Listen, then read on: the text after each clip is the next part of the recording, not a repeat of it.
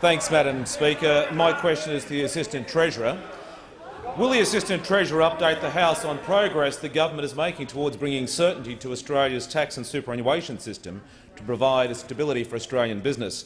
And Minister, what challenges are there to this approach? I call the Honourable the Assistant Treasurer.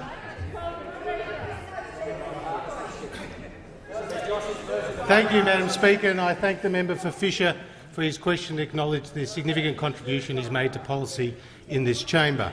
Madam Speaker, after 6 years of chaos and dysfunction from those opposite, it was up to us to bring stability and certainty to our tax and superannuation system.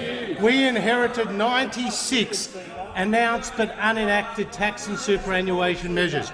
We are not proceeding with 59 of those, and we are proceeding with 37 of those. We've also changed the thin capitalisation rules on taxation on some of our largest multinationals, and we have also saved $1.3 billion by changing the R&D tax concession on some of Australia's largest companies.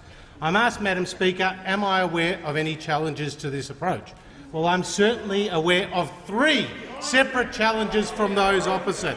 Let me start with the first from the Shadow Assistant Treasurer, who said in The Australian on the 27th of January he let the cat out of the bag in an op-ed titled "In Defence of the Carbon and the Mining Tax," saying if they had not been repealed, quote, the budget would comfortably be back in surplus in 2017-18.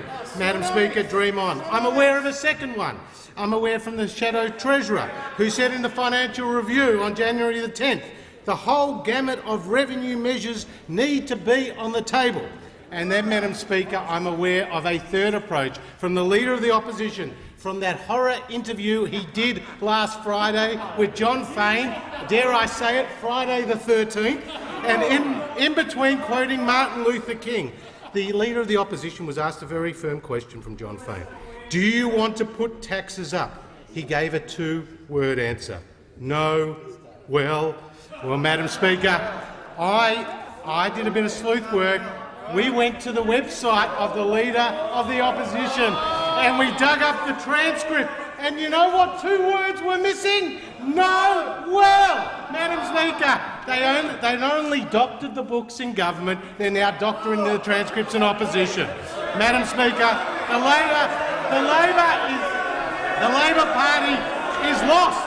The Labor Party is lost. They're divided. They have no plans and no answers. Don't take my word for it. Listen to the Leader of the Opposition on the 7:30 report. The Leader of the Opposition. Member resume his seat. The member for Watson on a point of order. Thanks, Madam Speaker. I refer to the well-established precedent about the use of the word doctoring being unparliamentary. The member resume his seat. I call the Leader of the House. Madam Speaker, there's a very big difference between stating that the Labor Party doctored the books and doctoring transcripts and the quite unparliamentary suggestion of changes to the Hansard that are doctored. There'll be silence on both sides of the House. The Leader of the House makes a perfectly valid point. The Assistant Treasurer has the call. Thank you, Madam Speaker. I was saying Labor is lost, has no plan and no answers. Don't take my word for it, take the Leader of the Opposition's word for it. On the 7:30 report with Lee Sales recently, he was asked to spell out Labor's direction. These were his words, and I quote, "If you don't know where you're going, any road will get you there."